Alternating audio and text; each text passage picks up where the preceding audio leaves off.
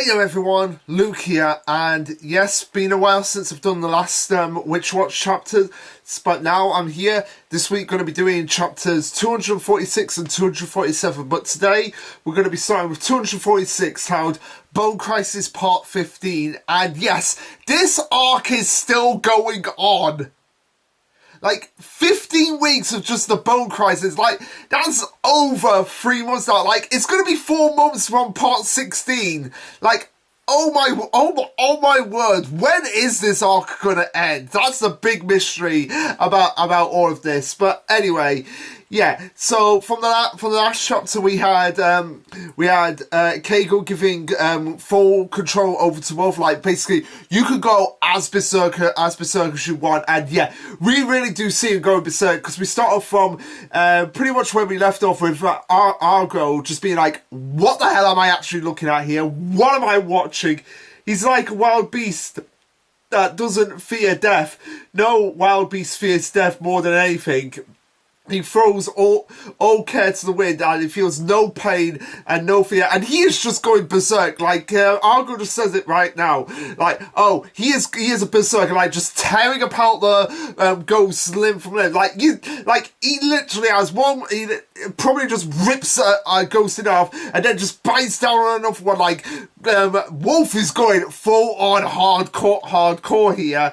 As we get more into the chapter, you see just how many flips, kicks, like slashes, grapplings and everything he goes, and he's probably been waiting for this moment for a long time, where it's like, finally, I don't have to hold back now. I can just go limb from limb, tear everyone out, really showcase what I can do everything. And yeah, you literally see it. Like, you see these ghosts, like, just they have the face of just like, what the hell just actually happened here? You have one who basically has half their skin peeled off, so like you just see this black empty fisted shrub to the void, and you see another one that just gets slashed right in half by one of Wolf's hands, and even Argo's like, my ghost, rip them all to shreds. Like, yeah, no kidding. Like, my god, like, Wolf is badass. Wolf is hardcore here. Like, I am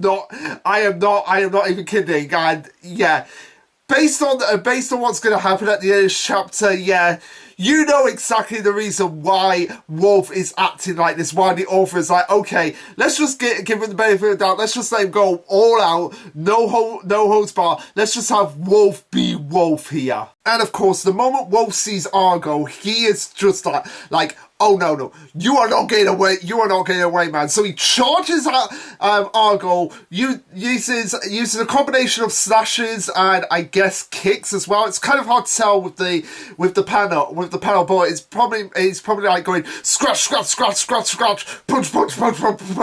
So that he sends Argo flying right back into a wall.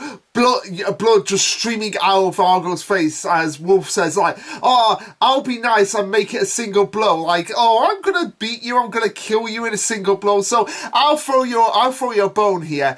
Any last words that you have before you go? And as we have Argo being reminded of the flashbacks that he went through, like the torment he went through when he was younger.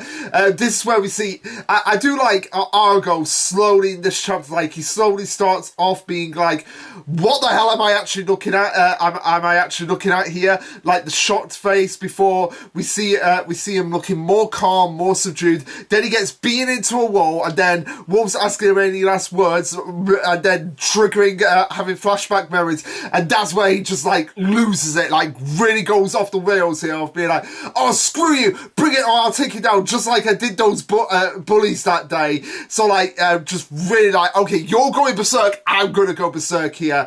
And yeah, you see the ghost just behind Wolf. I assume it's going to wasting no time and just reforging. As Wolf says, I'm not stupid. I know your ghosts keep coming back.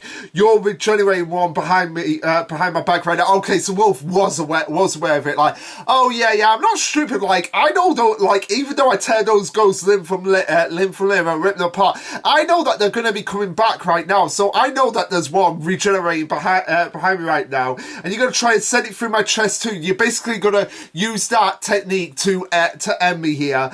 I don't have to see them. I can feel the flow of magical energy, though it takes longer for them to come back when I've written the shreds. Okay, so they do have a limitation or a time limit of like, okay, you've been teared limb from limb, so it is going to take you a while for you to be forged. As Wolf said, sorry, it looks like my claws are going to get to you before the ghosts get to me. So he's basically like, okay, if I kill you before the ghosts can regenerate, then the ghosts aren't going to be able to regenerate anymore after that. So yeah, I'm going to get to you. I'm going to be quicker than them because they're going to take a long time. So you better prepare yourself. But yeah, but yeah, Argo was already prepared for this. Like, okay, yeah, there's no point in going, because he's probably aware at this point, okay, there's no point in us going after Wolf because he is just too quick, he is just too strong in this form. But there is a liability. There is someone else that we can go for here, and yeah, and yeah, we see all three of the ghosts just merge into one, like just become this big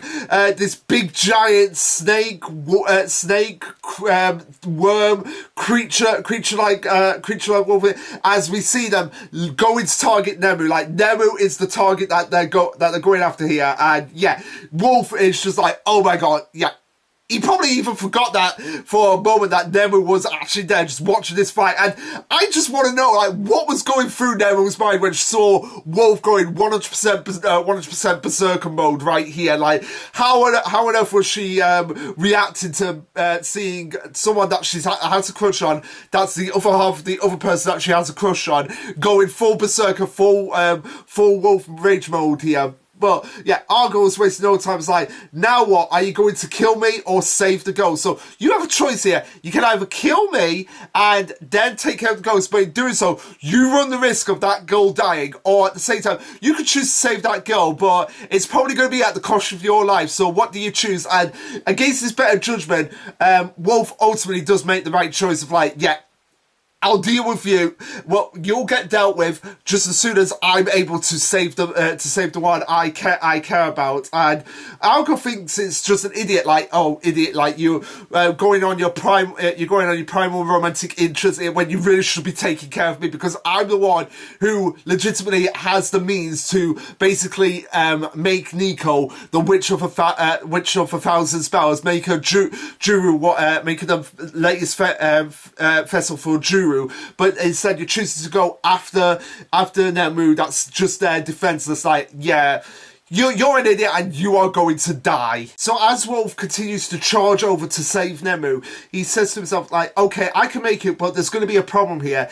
The ghost that's going after Nemu right now is the ghost that can pass through people, and it's bigger than before. So he's contemplating like what he can actually do in the situation, and it is pretty much, yeah, it's either he lets Nemu die or he dies. So he's thinking like, okay, if I block it with that won't stop it, and not even a kick as well. Like that's not even gonna do anything in this situation, and it's gonna be too quick for me even to get out. Like if I go to punch it, it's gonna be, it's not gonna be any use, and she's gonna get it. If I go to kick her, it's gonna be use, and then she's not gonna get it. And then this is where he's like, oh, I see, like. He basically is resigning himself at this point to die because it's like, I've got no choice. Nemu's the one in danger.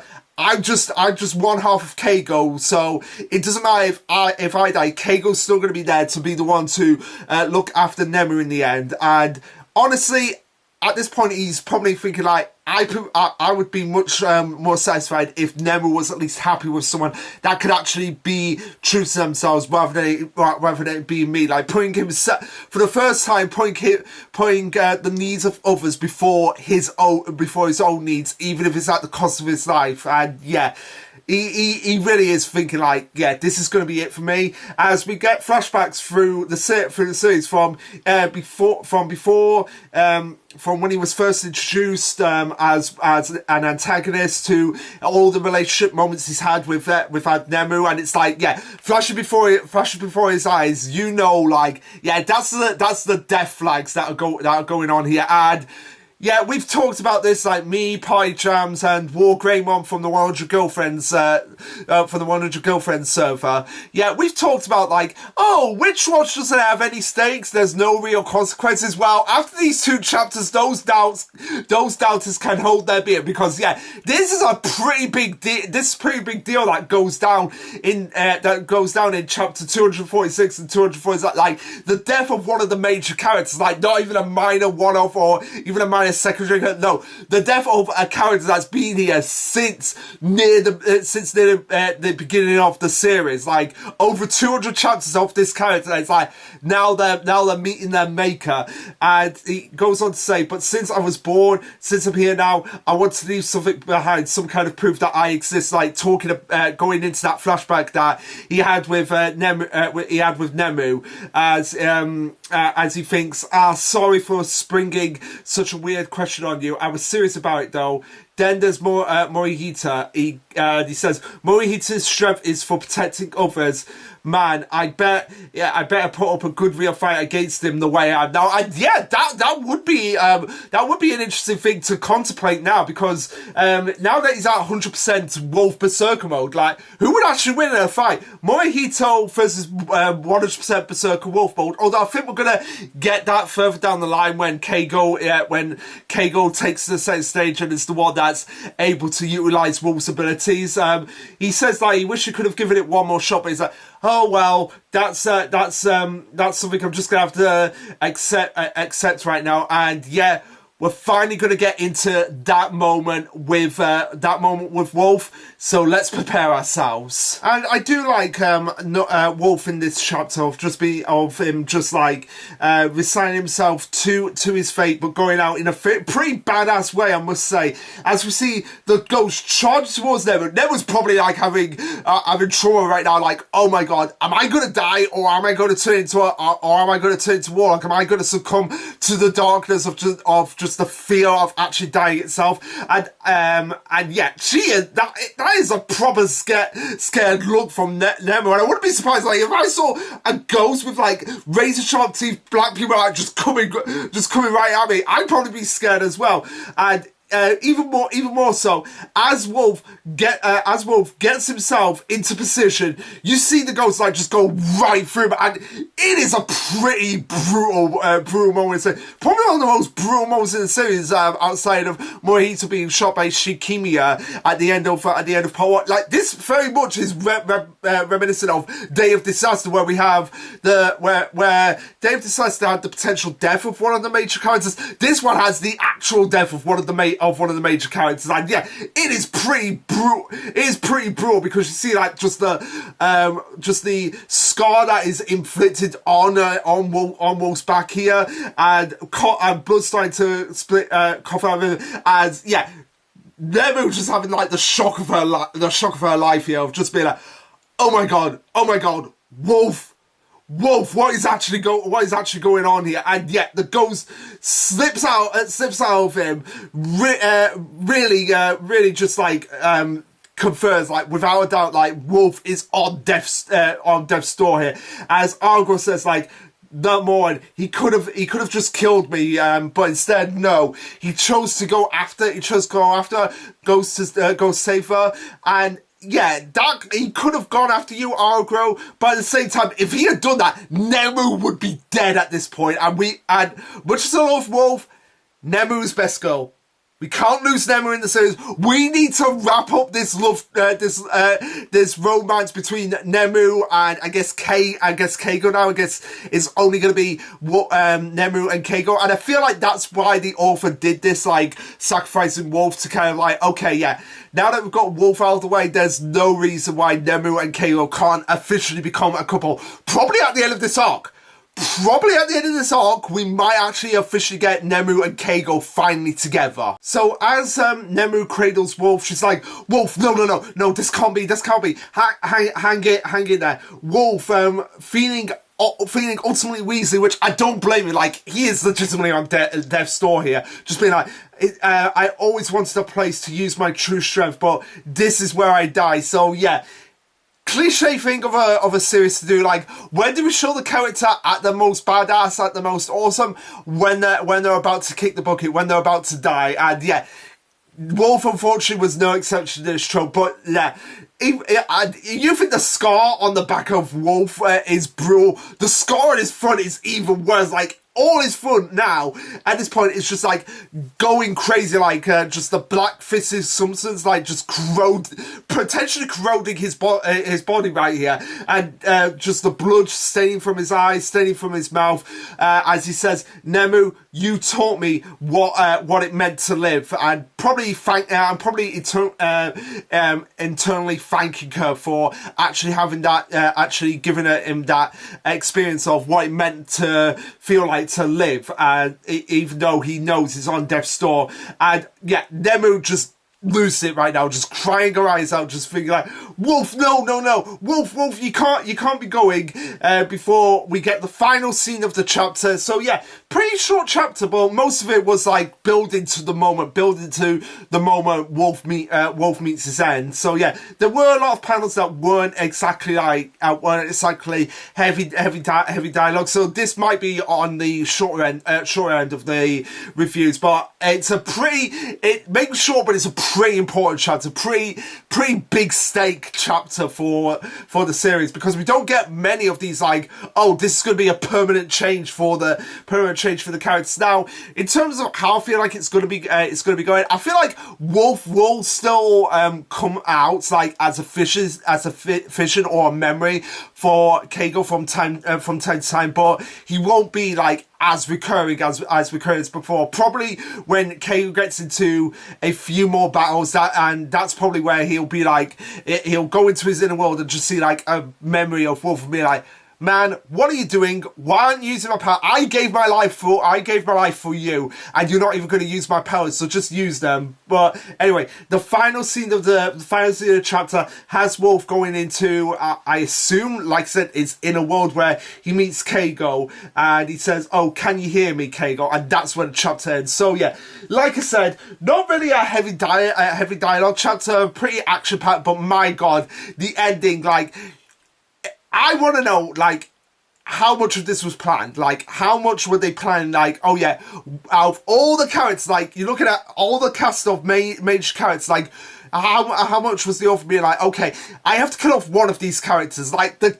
arc is called Bone Crisis, and we haven't really had much of a crisis going on. Like, I still want by the end of this arc Nico to be possessed, but yeah, that is not going to be just enough. Like, we need to up it all, and like, okay, I need to axe off one of these characters who is the one that, okay, it's gonna have an impact, but it's gonna make the most sense. And I feel like they rightfully narrowed it down to Wolf, because like I said, the whole love triangle between Keigo and Nemu and Wolf, it probably wasn't even going to work out. So I feel like that's why they went with it, partly to raise the stakes of the series, but also, okay, we need to close the book on this love triangle. And yeah, Wolf was unfortunately the one that drew the short straw. And like I said, I'm going to miss Wolf. I said this on Discord to Party Jams and War Greymon, but I'm going to miss Wolf as a character, because he was pretty interesting. He was pretty ruthless, didn't take crap from anyone, and had his funny moments, and had his real funny moments with Nemu. But it's time to move on. We've got to accept that Wolf is no longer going to be part of the series as much as he used to, and yeah. This is like the first proper major loss for the characters in terms of Wolf's sacrifice.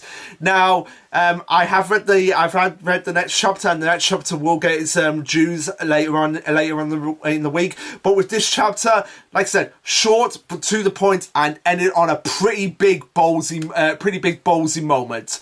But anyway, guys, what did you think of this chapter? Let me know. Like, subscribe, comment, all that jazz. And this will be Lasherluke signing off. Later, guys.